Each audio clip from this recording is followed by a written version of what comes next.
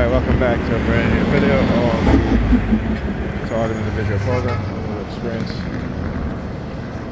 Oh yeah, so the same Sambina that got on the bus, big chick, overweight of course. Yeah, whenever I talk about the obesity and the overweight in the black community, particularly with our women, they will send overweight women. And it's just to show you how they will double down on their nonsense, right? On their ridiculousness, all right? When black men start to voice their concern about, black women being unhealthy, right?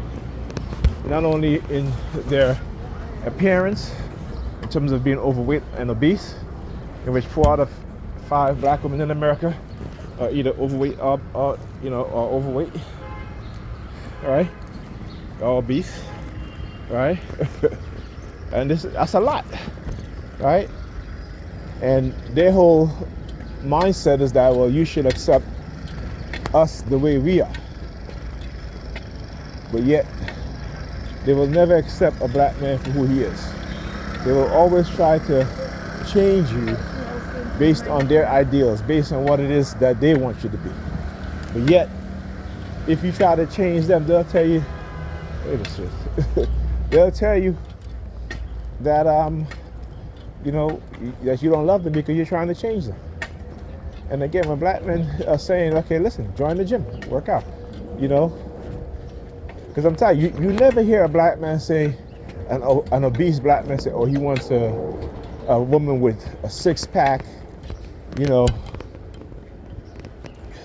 sticking his finger in his ears. I'm doing the same thing to mine also.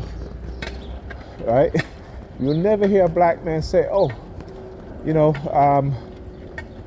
want a woman, if I'm gonna date a woman, she gotta be, 5'10", 6-pack, bad body, you know what I'm saying? We don't say those shit.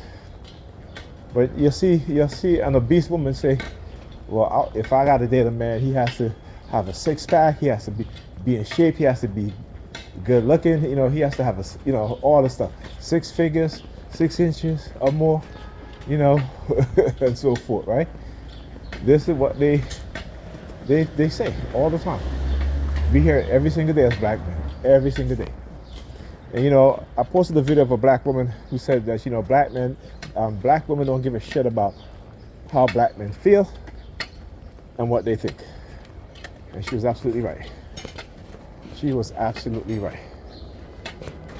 The gender war have been created particularly between black men and black women, with the use of black women as a tool against black men. Right? And she was saying she was like, black women were put into corporate spaces in which white men didn't want black men to be in. And instead of black women recognizing that and understanding that, they want to become the white man's counterpart. And this is why I keep saying, every time they do comparison within salaries, right, between black men, black women, Hispanic men, Hispanic women, and they talk about their counterparts, it is always white men. Particularly for black women. They will always compare black women's salaries to white men. Why is that? Go look at all these studies on economic and earning disparities, right? When they talk about, even in the news, talk about their counterpart, which is white men. No, it's white women. But I want you to understand why they don't use white women to compare black women in terms of their salary. Because if black women keep comparing themselves to white men, right, they will never say, well, I'm a woman, she's a woman though she's white, and there's a disparity there, so you're discriminating against us, right? But that is how far they go to protect their women, right? Like I said, black women trying to be like white women, it ain't gonna happen. It ain't gonna happen.